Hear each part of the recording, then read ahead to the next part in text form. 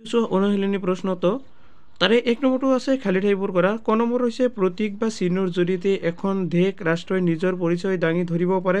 এইটো লিখিবা স্বাধীন ৰাষ্ট্ৰ।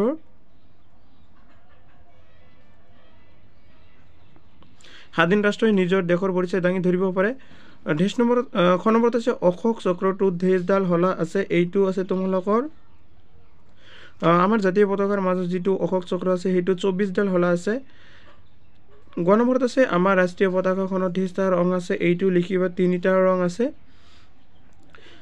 ধ্বজ থকা এক প্ৰকাৰৰ বাঘক ৰয়েল বেংগল টাইগাৰ বোলা হয়। এইটো লিখিবা ভাৰতত থকা এক প্ৰকাৰৰ বাঘক ৰয়েল বেংগল টাইগাৰ বোলা হয়। নম্বৰত আছে অশোক স্তম্ভৰ ধ্বজ আখৰে সত্যমে জয়তে বুলি লিখা আছে। এইটো আছে লিখিবা দেৱনাগৰী।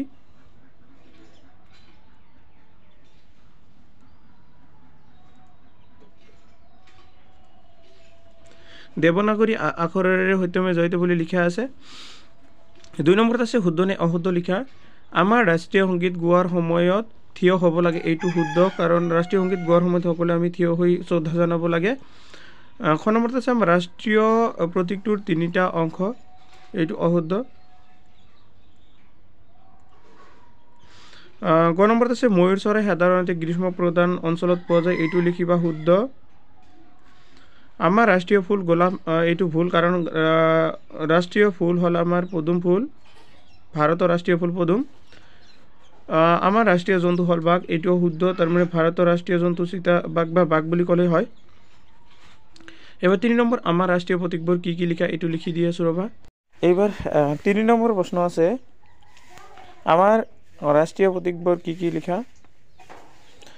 উত্তৰটো হৈছে আমাৰ ৰাষ্ট্ৰীয় প্ৰতীকবোৰ হ'ল ক নম্বৰ হ'ল ৰাষ্ট্ৰীয় পতাকা, খ নম্বৰ ৰাষ্ট্ৰীয় সংগীত, গ নম্বৰ ৰাষ্ট্ৰীয় চিহ্ন, ৰাষ্ট্ৰীয় চৰাই, খ নম্বৰ ৰাষ্ট্ৰীয় জন্তু আৰু 6 নম্বৰত আছে ৰাষ্ট্ৰীয় ফুল। 4 নম্বৰ প্ৰশ্ন হৈছে আমাৰ ৰাষ্ট্ৰীয় পতাকাখনত থকা 3টা ৰঙে কি অৰ্থ বুজাইছে। তোমালোকে সকলোৱে জানা যে ৰাষ্ট্ৰীয় পতাকাত 3টা ৰং আছে, আৰু এই 3টা ৰঙৰ কোনটো ৰঙে কি অৰ্থ বুজাইছে এইটো লিখিবলৈ দিছে। উত্তৰটো হৈছে আমাৰ 3 বৰণীয়া পতাকাখনৰ ওপৰৰ গেৰুৱা ৰংটোৱে শক্তি আৰু সাহসৰ কথা বুজায়। মানে জাতীয় পতাকা 3টা ৰং আছে, তাৰে প্ৰথম ওপৰত যিটো ৰং আছে এইটো শক্তি আৰু সাহসৰ কথা বুজায়। ৰাষ্ট্ৰীয় পতাকাখনৰ তলৰ সেউজীয়া ৰংটোৱে, মানে তলত যে সেউজীয়া ৰংটো আছে সেইটো উৰ্বৰতা, উন্নতি আৰু পবিত্ৰতাক বুজায়। তাৰপিছত মাজৰ বগা ৰংটোৱে হৈছে শান্তি আৰু সত্যৰ প্ৰতিনিধিত্ব কৰিছে। এবাৰ 5 নম্বৰ প্ৰশ্ন ৰাষ্ট্ৰীয় পতাকাখনৰ ক্ষেত্ৰত আমি পালন কৰিবলগীয়া 4টা নিয়ম উল্লেখ কৰা।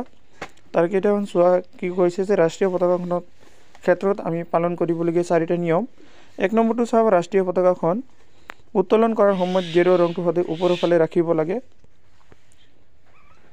তাৰপিছত এটা হৈছে ৰাষ্ট্ৰীয় পতাকা ৰাতিপুৱাৰ পৰা আবেলি মুকলিকৈ উৰাই ৰাখিব পাৰি। সন্ধিয়া সময়ত সেইখন অৰ্ধনমিত কৰি ৰাখিব লাগে।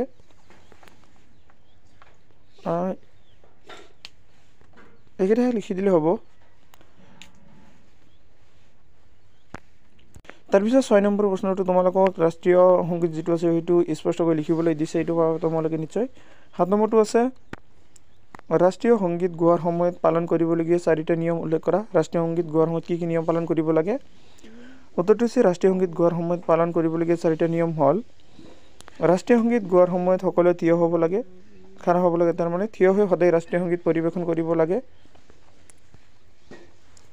প্ৰত্যেকজন নাগৰিকে ৰাষ্ট্ৰীয় সংগীতৰ প্ৰত্যেকটো শব্দ আৰু ইয়াৰ অৰ্থ জনা দৰকাৰ। সকলোৱে শুদ্ধকৈ ৰাষ্ট্ৰীয় সংগীত গাব জনা উচিত। তাৰপিছতো আছে আমাৰ দেশৰ গুৰুত্বপূৰ্ণ অনুষ্ঠান, সভা সমিতি আদি শেষ হোৱাৰ সময়ত থিয় হৈ সমবেত সকলো সমস্যাৰে ৰাষ্ট্ৰীয় সংগীত গাব লাগে। মানে যিকোনো সভা সমিতি আদিত মানে শেষ সময়ত থিয় হৈ ৰাষ্ট্ৰীয় সংগীত গাব লাগে। তাৰপিছত ৰাষ্ট্ৰীয় সংগীত সমবেত হৈ গোৱাৰ সময়ত ইয়াৰ সুৰ, তাল আৰু লয়ৰ প্ৰতি বিশেষ মনোযোগ দিয়া প্ৰয়োজন। 8 নম্বৰটো আছে চমুটো তালিকা। তাৰে প্ৰথমটো আছে আমাৰ দেশৰ ৰাষ্ট্ৰীয় চৰাই। আমাৰ ৰাষ্ট্ৰীয় চৰাই হ'ল ময়ূৰ। চিৰিয়াখানাত পেখম ধৰি থকা ময়ূৰ চৰাই দেখা পাইছে নিশ্চয়। 1963 চনত ময়ূৰ চৰাইক ৰাষ্ট্ৰীয় চৰাই হিচাপে ঘোষণা কৰা হৈছে। ময়ূৰ চৰাই সৌন্দৰ্য আৰু গাম্ভীৰ্যৰ প্ৰতীক। এই ময়ূৰ চৰাইবোৰ সাধাৰণতে গ্ৰীষ্ম প্ৰধান অঞ্চলতে দেখা যায়, মানে গৰম অঞ্চলত থকা দেশবোৰতে এইবোৰ পোৱা যায়। সাধাৰণতে পানীৰ কাষত থকা জংঘলত ময়ূৰ চৰাই বাস কৰে। ভাৰতীয় পুৰাণ শাস্ত্ৰত ময়ূৰ চৰাই এক গুৰুত্বপূৰ্ণ স্থান অধিকাৰ কৰি আছে। খ নম্বৰ হৈছে আমাৰ ৰাষ্ট্ৰীয় প্ৰতীক। 1950 চনৰ 26 জানুৱাৰী তাৰিখে সাৰনাথৰ অশোক স্তম্ভটো আমাৰ ৰাষ্ট্ৰীয় প্ৰতীক হিচাপে গ্ৰহণ কৰা হয়। আমাৰ ৰাষ্ট্ৰীয় প্ৰতীকটোৰ দুটা অংশ, ইয়াৰ চূড়াটো আৰু ভেটিটো মিলি দুটা অংশ হয়। স্তম্ভটোত 4টা সিংহৰ প্ৰতিমূৰ্তি আছে, কিন্তু চিত্ৰত 4টা সিংহ দেখা পোৱা নাযায়। স্তম্ভটোৰ বাওঁফালে এটা ঘোঁৰা, মাজত এটা চক্ৰ আৰু সোঁফালে এটা ষাঁড় গৰু আছে। স্তম্ভটো দেৱনাগৰী আখৰেৰে সত্যমে জয়তে বুলি লিখা আছে। স্তম্ভটোত থকা সিংহকেইটা হৈছে শক্তি আৰু গৌৰৱৰ প্ৰতীক। চক্ৰটোৰ পৰিৱৰ্তনৰ কথা সূচাইছে। ঘোঁৰাই শক্তি গতিৰ দিশ নিৰ্দেশ কৰাৰ লগে লগে ষাঁড় গৰুটোৱে কঠোৰ শ্ৰম আৰু ক্ষীপ্ৰতাৰ প্ৰতিনিধিত্ব কৰিছে। এবাৰ গ নম্বৰত আছে আমাৰ ৰাষ্ট্ৰীয় জন্তু। আমাৰ ৰাষ্ট্ৰীয় জন্তু হ'ল বাঘ। আমাৰ এই ৰাষ্ট্ৰীয় জন্তুটো সাহস আৰু শক্তিৰ প্ৰতীকৰ নিচিনা। ভাৰতত থকা এক প্ৰকাৰ বাঘক ৰয়েল বেংগল টাইগাৰ বোলা হয়। এই বাঘবোৰ ভাৰতৰ উত্তৰ পশ্চিম অঞ্চলৰ বাদে বাকী সকলো অঞ্চলতে পোৱা যায়। খ নম্বৰ হৈছে আমাৰ ৰাষ্ট্ৰীয় ফুল। উত্তৰটো হৈছে আমাৰ ৰাষ্ট্ৰীয় ফুল হ'ল পদুম। পদুম ফুলৰ দীঘল ঠাৰি আৰু বহল পাতেৰে সৈতে এই ফুলটোক সৌন্দৰ্যৰ প্ৰতীক হিচাপে বিবেচনা কৰা হয়। আমাৰ ৰাষ্ট্ৰীয় ফুল পদুম, সাধাৰণতে বগা বা গোলপীয়া ৰঙৰ হয়। বোকাত জন্মা এই ফুলটোৰ ধুনীয়া গন্ধও আছে। আজি তোমালোকৰ ভিডিঅ' এইখিনিলৈকে, আৰু ভিডিঅ'টো মন কৰিছে সকলোকে ধন্যবাদ জনাইছোঁ।